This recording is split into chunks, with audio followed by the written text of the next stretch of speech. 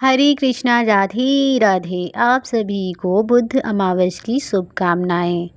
जब बुधवार को अमावस पड़ती है तो उसे बुद्ध अमावस कहा जाता है और यह अमावस 25 जुलाई को पड़ रही है, जो आषाढ़ का महीना है। इस दिन पीपल के पेड़ की पूजा की जाती है और रात को पीपल के पेड़ के नीचे दीपक जलाते हैं।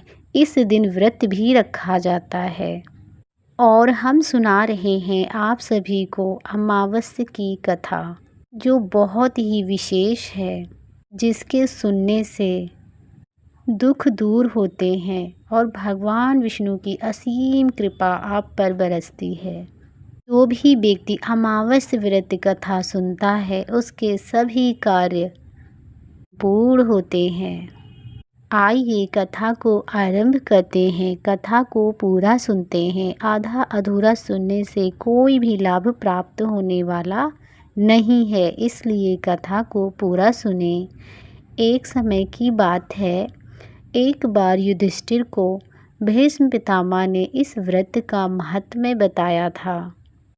तब सूत जी बोले, सैया पर पड़े हुए पितामह भीष्म जी के समीप जाकर धर्म युधिष्ठिर प्रणाम करके हितकारी वचन बोले। युधिष्ठिर बोले, भीमसेन के प्रकोप से मुख्य 2 कौरव मर गए और अब सब राजाओं को युद्ध में अर्जुन ने मार डाला है। युद्ध की बुरी सलाह से मेरे कुल का नाश हो गया है। अब बालक, वृद्धा और दुखी मनुष्यों को छोड़कर कोई राजा नहीं रह गया। भारत वंश में केवल हम 5 भाई ही शेष हैं। यद्यपि हमारा एक छत्र राज्य है, लेकिन मुझे यह अच्छा नहीं लगता। अपना जीवन भी मुझे अच्छा नहीं लगता। भोग में कुछ प्रीति नहीं। वंश का नाश देखकर मेरे हृदय में संताप रहता है। उत्तरा के गर्भ का बालक भी अश्वत्थामा के अस्त्र से जल गया। इस कारण इस पिंड विच्छेद को देखकर मुझे दुगना दुख हो रहा है। हे पितामह, अब आप ही बताइए कि हम क्या करें और कहाँ जाएं, जिससे शीघ्र ही चिरंजीव संतान की प्राप्ति हो।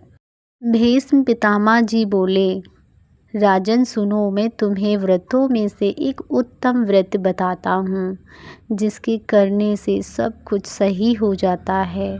इसके बाद भीष्म पितामह ने बुद्ध अमावस्या का महात्म्य बताते हैं कि इस दिन पीपल के पेड़ के पास जाकर जनार्दन का पूजन करें, यानी भगवान विष्णु का पूजन करें, लक्ष्मी माता का पूजन करें, रत्न धातु या फल मिठाई जो ले जाना चाहते हैं वो ले जाएं और पीपल के पेड़ की प्रदक्षिणा करें। हर प्रदक्षिणा में चढ़ाते जाएं, फल मिठाई को अलग अलग रखते जाएं।